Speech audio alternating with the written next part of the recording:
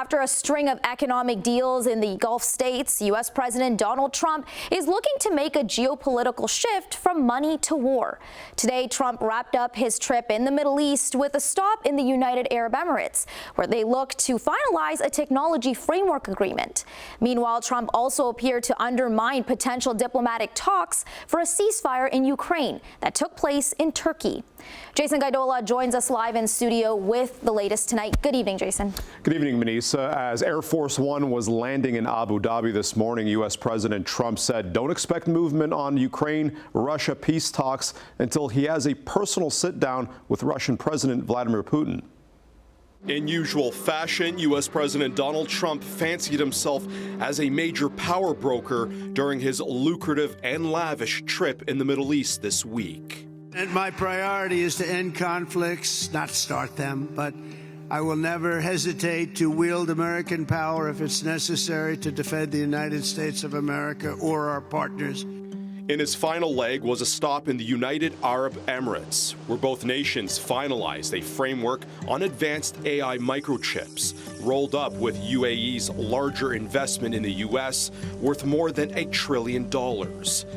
This following other major deals in Saudi Arabia and Qatar, overseeing agreements involving defense, energy, and aviation. So we'll be leaving tomorrow, as you know, almost destination unknown, because we're getting calls, could you be here, could you be there?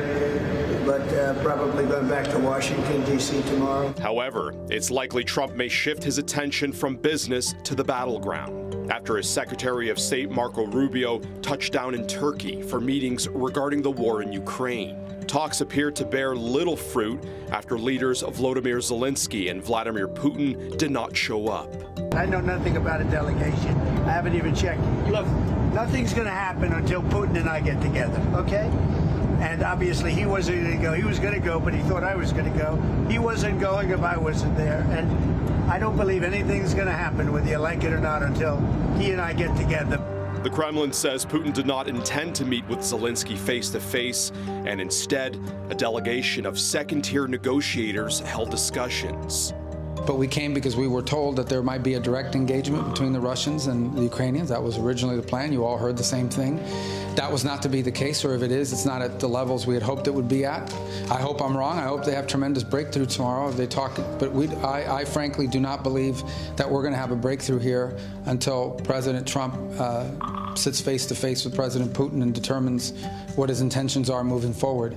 As it stands, Zelensky is calling for an unconditional 30-day ceasefire, but also demands other nations to ramp up political and economic pressure on Russia if it doesn't compromise, like imposing more sanctions. So one of the big things Russia will be looking for, lifting of sanctions, especially on airplanes and aviation parts, because their system is falling apart.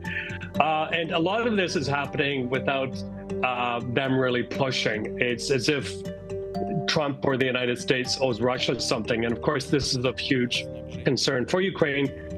Yet another reason why I think it's better for a Turkey or for a Middle Eastern power to be in the middle of the two warring sides rather than Trump. Regardless, Trump's geopolitical expeditions and objectives is looking productive. Today, he says he's nearing a nuclear deal with Iran and promises to ease some sanctions against Syria following his meeting with the new regime this week. Rubio added the new Syrian authorities asked for help in various areas, including the elimination of Assad-era chemical weapons stockpiles that may be still in the country, and the U.S. is willing to help. Yeah, well, if you look at Syria alone, I mean, Russia had or has interest there, too, in terms of a military presence. They were trying to make friendly with the new government there. I don't think they've been that successful. So that was a bit of a power play. Russia has fairly big interests in the same area in the Middle East as well. And Trump appeared to have dampened speculation of him joining Ukraine-Russia peace talks in Turkey after his comments about him, quote, probably going back to Washington, D.C. The delegates currently there will hold more discussions in Istanbul tomorrow.